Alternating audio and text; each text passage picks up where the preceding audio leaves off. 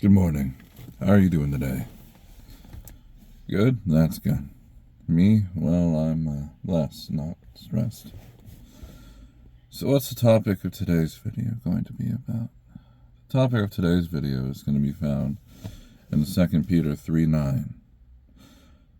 The Lord is not slack concerning his promise, as some men count slackness, but is long-suffering to usward, not willing that any should perish, but that all should come to repentance. Now, what does this mean? Well, okay. So, the best way to define this. Now, let's say you have a friend, and you're talking to them, and you notice that they have some kind of habit that they need to quit, or something that they need to do. And they promise they'll do it, or they'll stop, or something like that. Now, some people, there's two kinds of people when they make promises. Ones that just get right on it, and then ones that kind of procrastinate and take their time. Now, the former is what the verse is referring to, saying the Lord isn't the procrastinator. He doesn't. He's not lazy. He's not anything like that. But it instead is long-suffering to usward, not willing that any should perish, but that all should come to repentance. Now, what is this half of the verse entailing? This is essentially saying that the reason why he's taking so long to come back isn't because he wants to be slow to fulfill the promises of the Bible.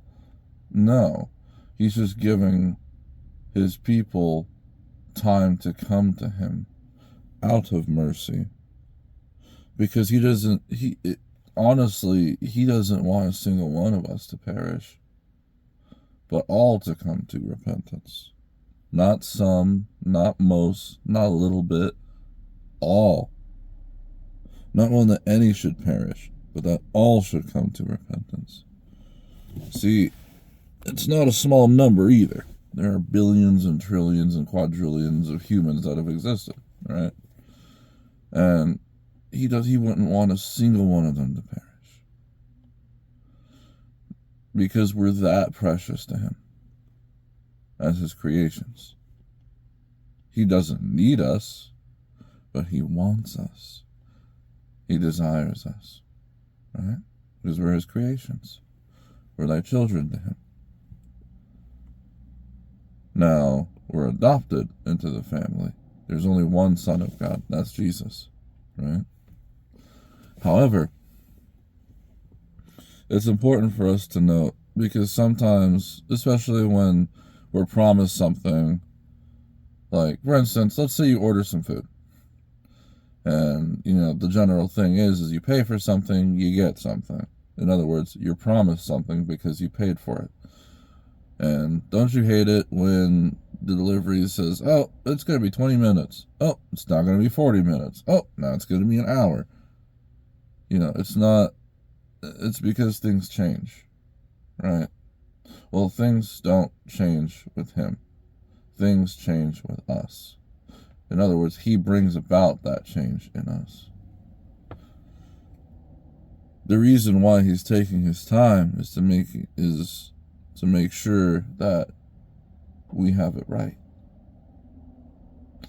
That we're in the right place where we need to be, so he can move in the space he needs to be.